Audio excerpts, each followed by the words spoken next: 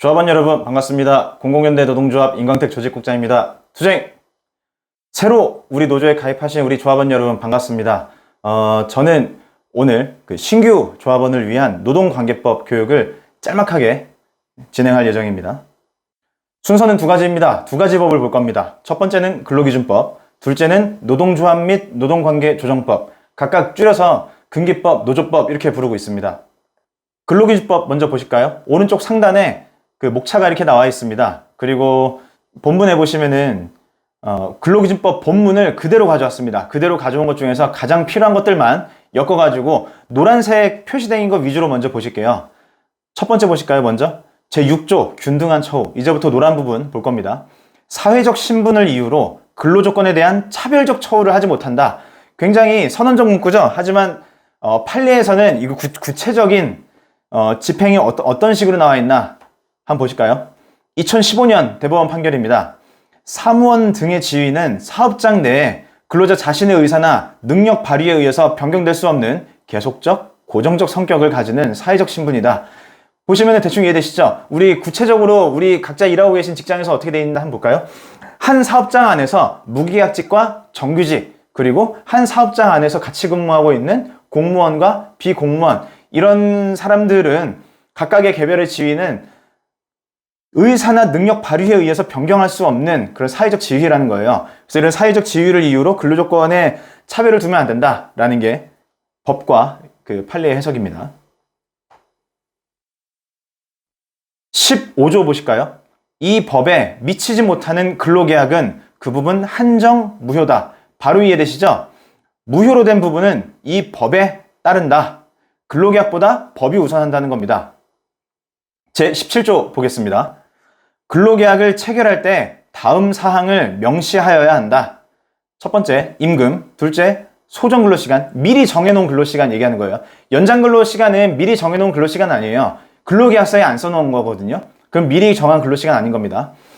휴일, 주휴일, 공휴일 이런 것도 넣어야 되고요. 연차유급 휴가, 이것도 근로계약을 체결할 때 미리 명시해야 된다라고 나와 있습니다. 노란색으로 표시되어 있지 않지만 밑에 동그라미 2번 보실까요? 사용자는 제1항1호와 관련된 쭈쭈쭈쭈 나오면은 이 서면을 근로자에게 교부해야 된다라고 법에 나와 있습니다. 법에서는 뭐뭐 해야 된다, 뭐뭐 해야 된다 나와 있죠. 문제는 이걸 지키지 않았을 때 어떻게 법적으로 제재할 것이냐?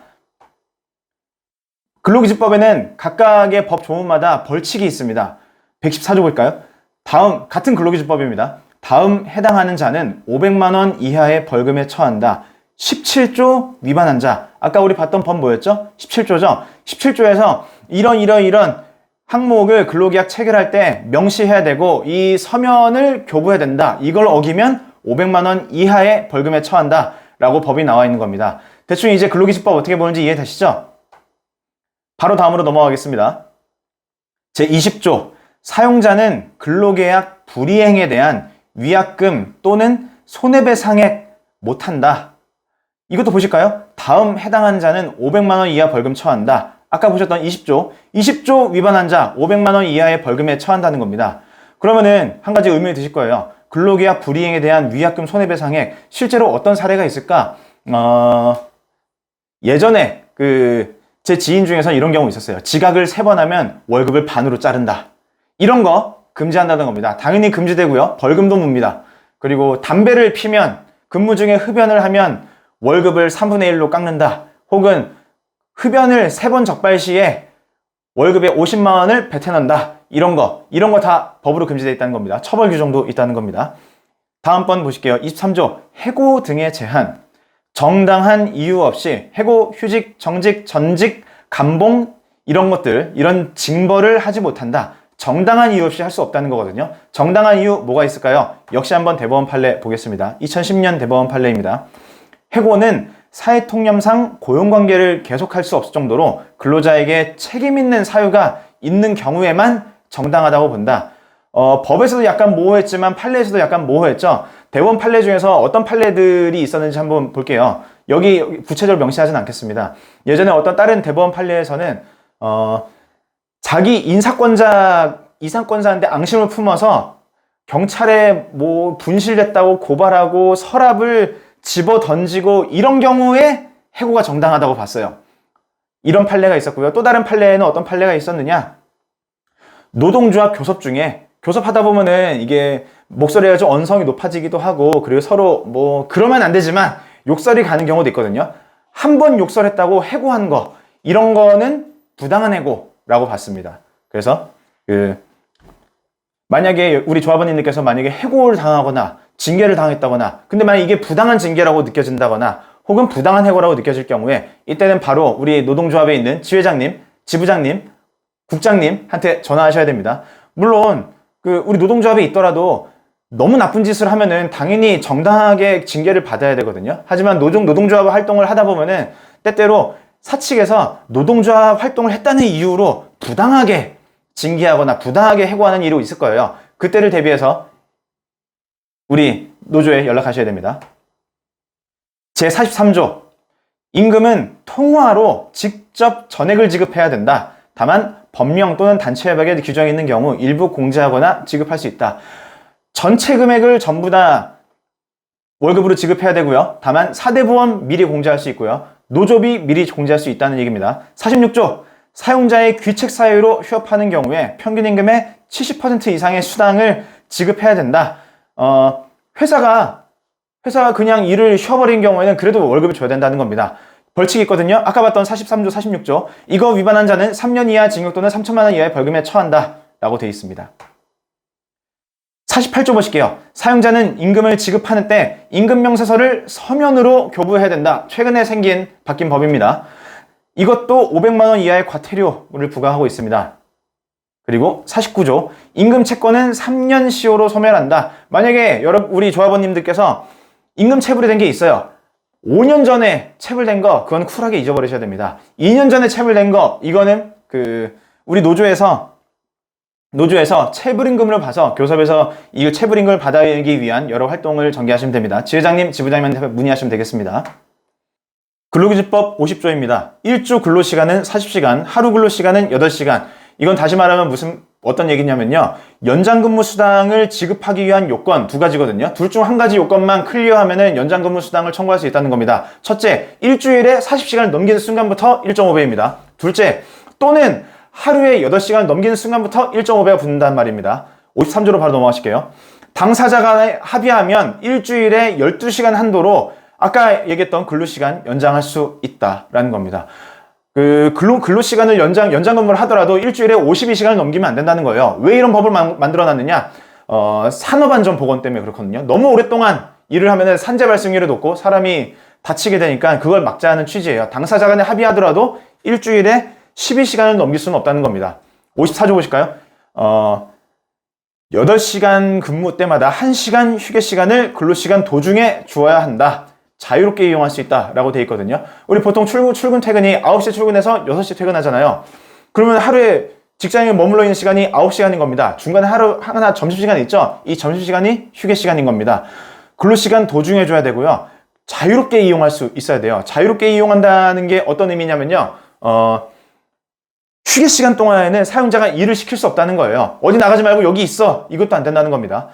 여기에 나와 있는 50조, 53조도 마찬가지입니다. 이런 거 위반하면은 2년 이하의 징역 또는 2천만 이하 벌금에 처한다. 상당히 형량이 높습니다. 왜 그러느냐? 이건 다 산업안전 보건과 관련되어 있는 내용들이기 때문입니다. 55조 휴일입니다. 두 가지 휴일에 대해서 나와 있습니다. 첫째는 주휴일입니다. 일주일에 평균 1회 이상의 유급 휴일을 보장해야 된다. 일주일이라면 하루를 유급으로 처리한다는 거거든요. 보통 일요일로 많이 합니다. 둘째, 노란색 아니지만 다 읽어보겠습니다. 사용자는 근로자에게 대통령령으로 정하는 휴일, 관공서의 휴일에 관한 규정이거든요. 흔히 달력에서 말하는 빨간 날입니다. 이 어린이날, 일요일, 크리스마스, 노동절, 명절 얘기하는 겁니다. 휴일을 유급으로 보장해야 된다. 다만 근로자 대표와 서면으로 합의한 경우 특정한 근로일로 대처할 수 있다. 여기서 말하는 근로자 대표 누구 말하는 걸까요? 만약에 우리 조합원님들 가입하신 사업장이 과반수 노조라면 지회장님, 지부장님이 근로자 대표가 보통 되십니다. 만약에 과반수 노조가 아니다. 그러면 사업장에서 서로 투표로 뽑은 사람이 근로자 대표가 되실 겁니다. 그러니까는 이건 무슨 말이냐? 우리 사업장을 과반수 노조로 만드는 게 반드시 필요하다는 거죠. 56조 보실게요. 연장 근로는 통사임금의 150% 가산해서 지급해야 된다라고 나와 있습니다. 57조 보실게요. 근로자 대표와의 서면 합의에 따라서 연장, 야간, 휴일 근로에 대해서 임금 진급 가름해서 휴가를 줄 수 있다. 무슨 말이냐면요. 아까 56조는 연장 근무, 야간 근무, 휴일 근로를 150% 임금을 줘야 된다라고 돼 있습니다. 근데 또 휴일에서는 55조에서는 다른 날로 대체할 수 있다고 하거든요. 약간 헷갈릴 수 있어서 제가 표로 정리해 봤어요. 휴일 대체와 보상휴가제 두 가지가 있습니다. 결론적으로는 보상휴가제가 무조건 좋습니다. 볼까요? 휴일 대체 55조에 나와 있는 거였죠. 휴일 노동에 대해서만 하는 거예요. 어떤 내용이냐? 8시간 휴일 근무하면 다른 날로 8시간 전환한다는 거예요. 1대1 교환이거든요. 다만 휴일은 휴일로만 보상한다라는 겁니다. 오른쪽 보실까요? 보상휴가제. 휴일 근무도 할 수 있고요. 연장 근무도 할 수 있고요. 야간 노동에도 해당되는 겁니다. 어떤 식으로 운영하냐? 8시간 근무하면 12시간으로 전환한다는 거거든요. 1.5배를 적용한다는 거예요. 다만 그 1.5배를 어떻게 하느냐? 수당으로 줄 수도 있고요. 휴일도 할 수 있고요. 이거를 택일해서 한다는 겁니다. 보상휴가제는 또 누구랑 한다? 근로자 대표와의 서면 합의로 하는 겁니다. 우리 조합원님들이 만약에 담이 작거나 너무 겁이 많으셔가지고 그냥 야간 근무, 연장 근무 그냥 휴일 대체로 할게요. 도장을 개인으로 빵 찍어도 결국에는 여러분 뒤에 있는 근로자 대표, 지회장님, 지부장님이죠. 이분들의 서면 합의가 없으면은 다 1.5배로 줘야 된다는 거예요. 그래서 이런 식으로 우리 노동조합에서 근로조건이 보호할 수 있다. 제 60조 보겠습니다. 1년간 80% 출근하면 15일의 유급휴가 줘야 된다. 밑에 1년 미만한테는 1년간 80% 미만. 복잡하죠? 이거 그냥 간단하게 정리하겠습니다. 이거 보시면 돼요. 근속연수. 어차피 지금 우리 조합원님들 다 1년만 일하고 그만두실 거 아니잖아요. 적어도 2년, 3년, 5년, 10년 근무하실 분들이 있잖아요. 그래서 이걸 표로 정리했습니다. 근속연수 1년 차한테는 총 근무수는 11일입니다. 2년 차 때부터는 15일로 뜁니다. 3년 차 때부터는 15일로 뜁니다. 그래서 어떻게 이해하시면 되냐면요. 11, 15, 15, 16, 16, 17, 17, 18, 18, 19, 19 이렇게 외우시면 됩니다. 간단하죠? 넘어가겠습니다. 사용자는 휴가를 근로자가 청구한 시기에 줘야 하고 사업 운영에 막대한 지장이 있는 경우 그 시기를 변경할 수 있다 정도로만 돼 있어요.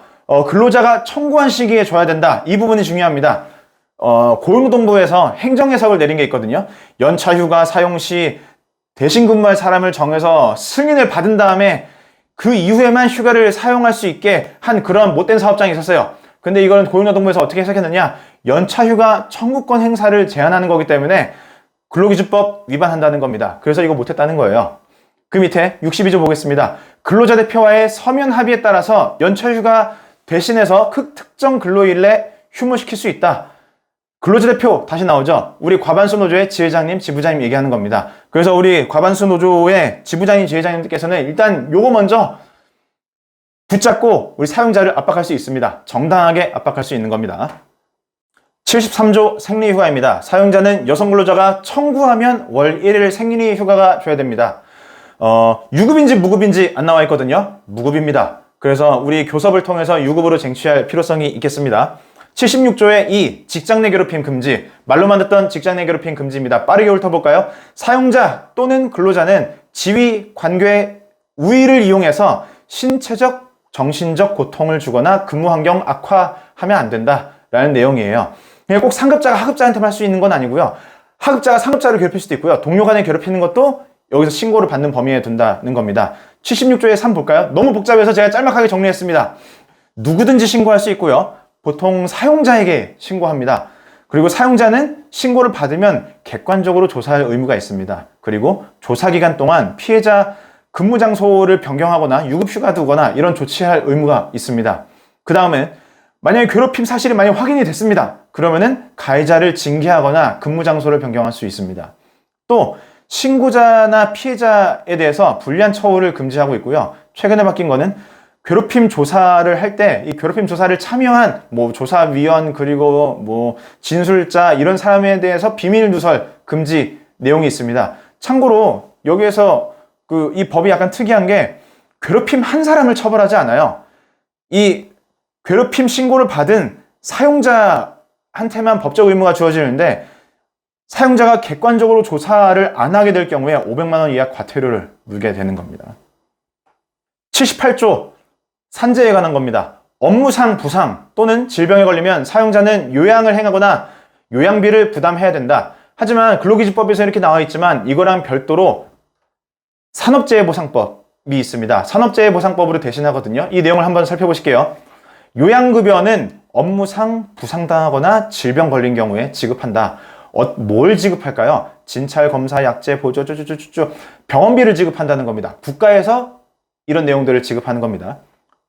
둘째, 휴업급여. 휴업급여는 업무상 부상당하거나 질병으로 요양으로 취업하지 못한 기간에 대해서 지급한다. 평균 임금의 70%에 상당하는 금액으로 한다.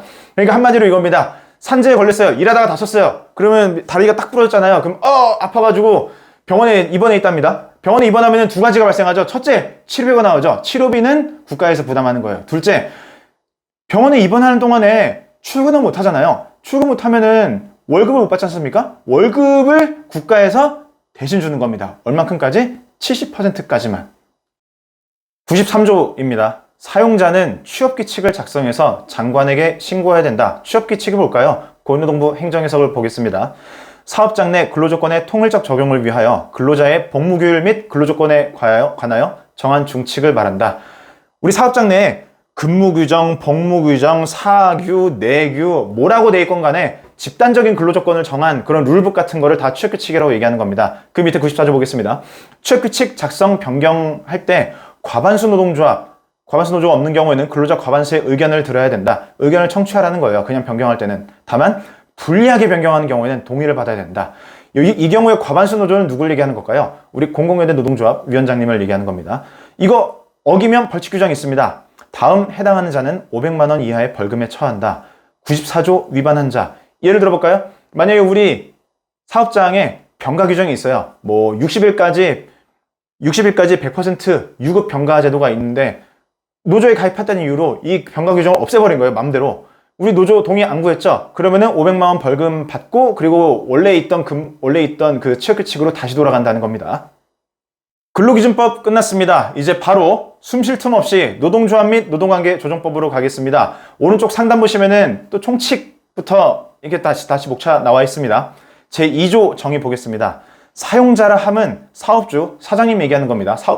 대표자 얘기하는 거고요. 사업의 경영 담당자, 애매하거든요. 이건 넘어가겠습니다. 근로자에 관한 사항에 대해서 사업주를 위해 행동하는 자, 중간관리자 얘기하는 겁니다. 업무 지시하고 그리고 심할서 작성 요구하고 인사평정 할 수 있는 자격, 보통 뭐 소장, 사무국장, 뭐 사무과장 이런 사람들 얘기하는 겁니다. 이런 사람들은 사용자라고 합니다. 왜 이런 게 중요하냐? 이 사람들이 법을 위반할 경우에 이 사람들에 대한 처벌 규정이 있거든요. 그래서 사용자가 누구냐라고 정하는 게 중요합니다. 다음 장 보실게요. 29조입니다. 노조 대표자는 조합원을 위하여 사용자와 교섭하고 단체협약 체결할 권한을 갖는다.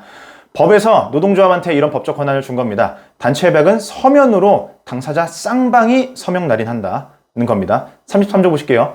단체협약에 정한 근로조건에 위반하는 취업규칙, 근로계약 다 무효다. 그 밑에 보실까요? 아까 그 무효로 된 부분은 단체협약에 정한 기준에 의한다. 무슨 말이냐? 우리 근로계약서보다, 우리 사교보다 무조건 단체협약이 최고라는 겁니다. 이것도 벌칙이 있습니다. 단체협약의 내용 중 다음 사항들 위반한 사람들은 위에 1천만 원 이하 벌금에 처한다라고 되어 있거든요. 어떤 거를 위반하면 1천만 원 이하의 벌금에 처할까요? 임금, 퇴직금, 복리후생비에 관한 사항, 근로시간, 휴일, 휴가에 관한 사항, 징계해고, 안전부조 이런 것들이 단체협약에 들어가 있거든요. 이거를 사측이 어기면 벌금 물고 다시 이걸 이행해야 된다라는 내용이 들어가 있습니다. 쟁의행위 파트입니다. 이 노동조합법이 파트가 너무 좀 흩뿌려져 있어가지고 조항을 갑자기 또 3조로 와버렸거든요. 지금은 쟁의행위에 관한 파트를 보겠습니다. 제3조, 사용자는 단체 교섭 또는 쟁의행위로 인해서 손해를 입은 경우 배상을 청구할 수 없다라고 되어 있습니다. 쟁의행위가 뭘까요? 계속 보실게요. 쟁의행위는 방법 및 절차에 있어서 노조에 의해서 주도되지 않은 쟁의행위를 하면 안 된다 라고 되어 있습니다. 노동조합 주도를 해야 된다 라고 나와 있습니다. 개인 행동 안 되거든요. 문제는 쟁의행위가 뭘까요?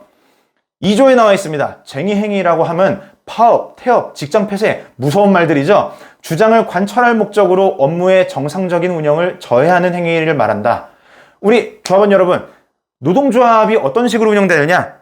살펴보면은 우리의 요구사항을 상대방이 안 들어줄 때 어떻게 우리 요구사항을 관철할 것이냐, 이거에 관한 여러 가지 수단들을 노동조합이 가지고 있거든요. 뭐 교섭도 하고요, 그냥 한번 대화도 하고요, 그리고 고소도 하고요, 기자회견도 하고요, 릴레이 피켓팅도 하고요, 집회도 하고요, 파업도 하고요, 이런 것들을 얘기한 겁니다. 이런 것들을 통해서 우리 조합원들 근로조건을 올려주는 겁니다. 41조 보겠습니다. 쟁의행위는 조합원의 직접 비밀 무기명 투표로 조합원의 과반수 찬성으로 결정한다. 종사근로자인 조합원을 기준으로 하는 거거든요. 그래서 우리 노조, 우리 지회장님, 지부장님 이런 분들이 그냥 파업합니다 라고 하면 파업하는 게 아니에요. 민주적인 절차에 의해서 조합원들한테 교섭이 이렇게 진행됐고 이렇게 했는데 사용자가 들어주지 않았다. 그래서 우리는 부득이 파업을 하려고 하는데 이거 조합원들 의견 구하는 투표를 한다. 이 투표를 통해서만 파업을 할 수 있다는 겁니다. 43조 보실게요. 사용자는 쟁의행위 기간 중 중단된 업무를 위해서 관계없는 자를 채용 또는 대체할 수 없다. 파업은 뭐냐면 일을 해야 되는데 일을 안 해가지고 업무를 못하게 만드는 거예요. 그래서 사업장한테 타격을 줘가지고 우리 요구사항을 들어주게 하는 거거든요. 근데 우리가 파업을 했는데 사용자가 갑자기 다른 쪽에 있는 인력 소개서에서 사람을 사와가지고 우리 업무를 대신하게 해요. 그럼 우리가 파업해봐야 아무 소용이 없는 거잖아요. 이거를 법으로 못하게 만든 거예요. 파업의 효과를 만들 수 있도록 사업장에 타격을 입도록 법에서 이렇게 보장을 해준 겁니다. 그리고 밑에 보실까요? 동그라미 2번. 도급, 하도급도 줄 수 없다. 그러니까 우리 노조에서 만약에 우리 조합원들이 파업을 하면은 사용자는 그대로 뚜르게 맞아야 된다. 이 얘기 하는 겁니다. 81조 부당노동 행위입니다. 노조활동을 하다가 보복을 받으면 어떻게 될까요? 이것도 우리 노동조합법에서 보호할 수 있는 법률들이 있습니다. 81조 사용자는 다음 행위를 할 수 없다.